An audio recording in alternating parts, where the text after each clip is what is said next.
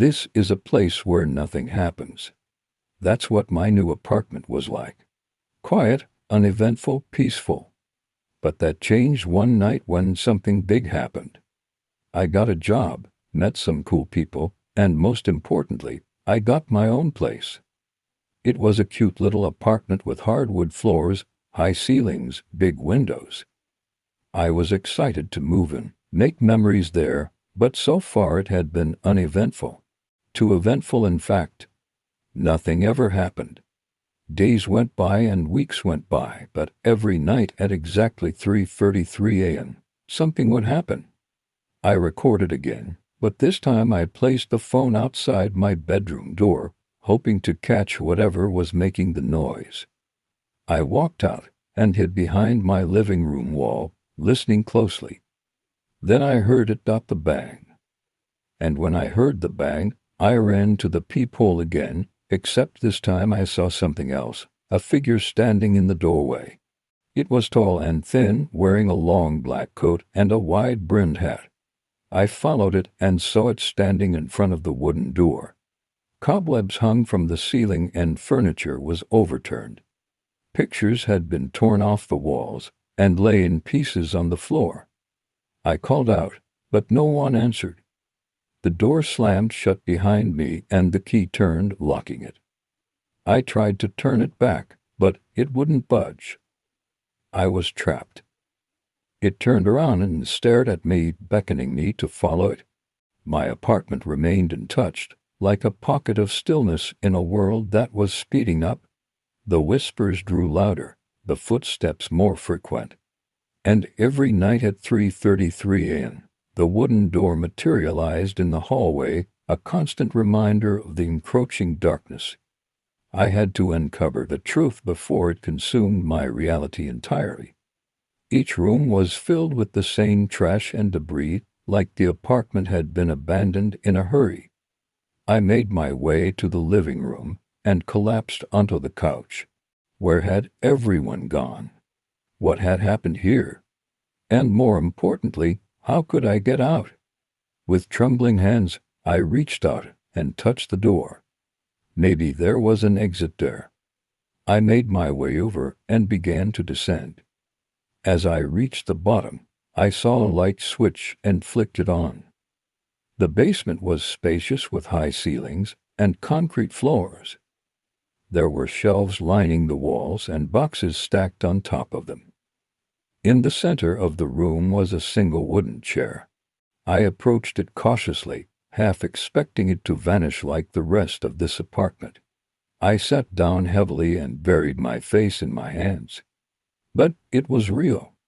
What was I going to do? How could I get home? Found it in the stairwell. Thought you might have dropped it.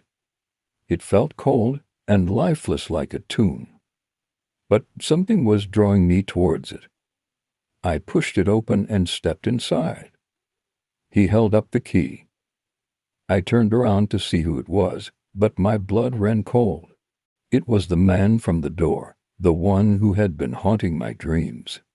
His face was still obscured by the shadows of his hat, but I could feel his eyes boring into me. "Who are you?"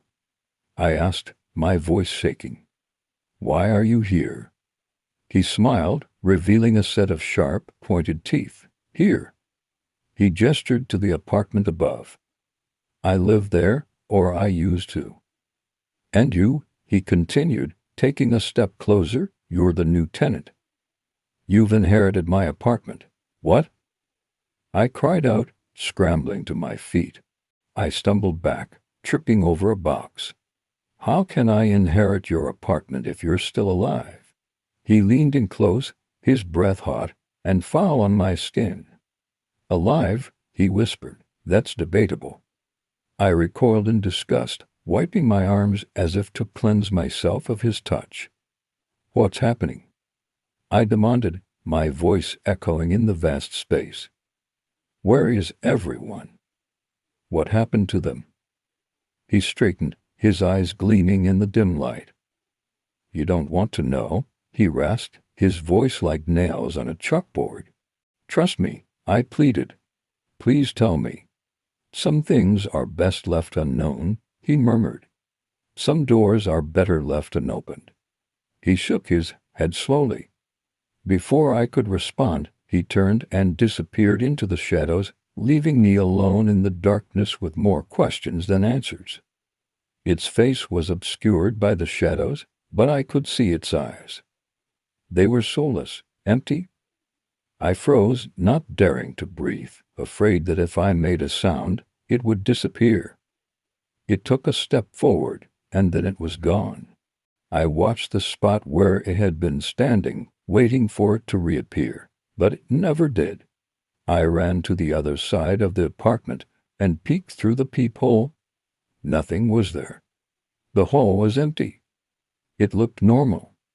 But I knew it wasn't, because I saw it in the reflection of the door across from me, a wooden door that wasn't supposed to be there.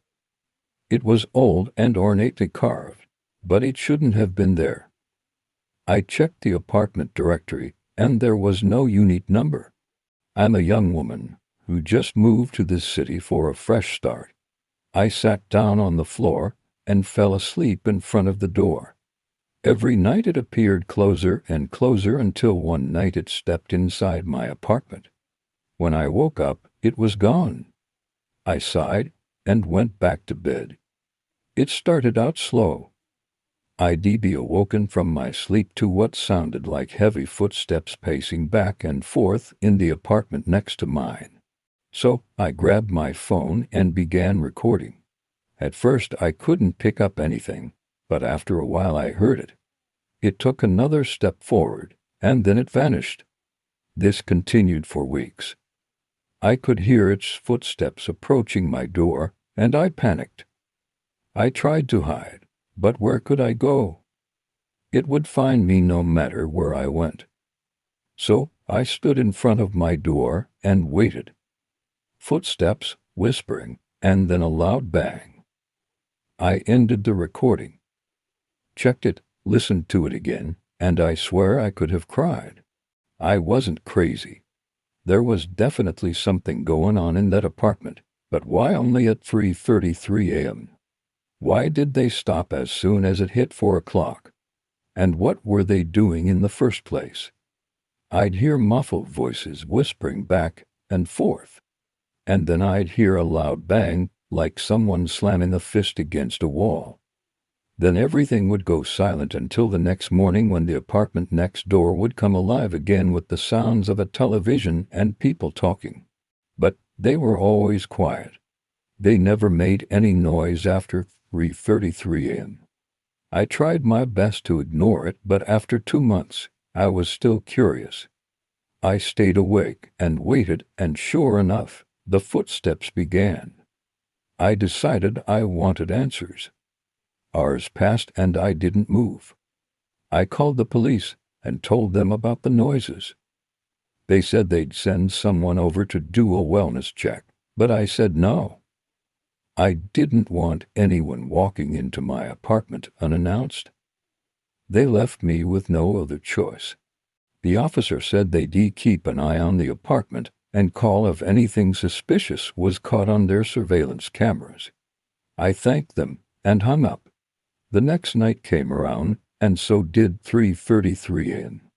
I stood there watching it, afraid to approach it, knowing that whatever was in that room didn't want to be found.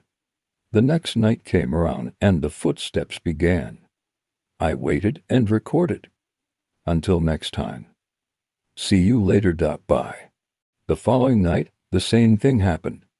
I saw it standing in the doorway again, but this time it was closer. When it knocked, I opened it and stepped aside.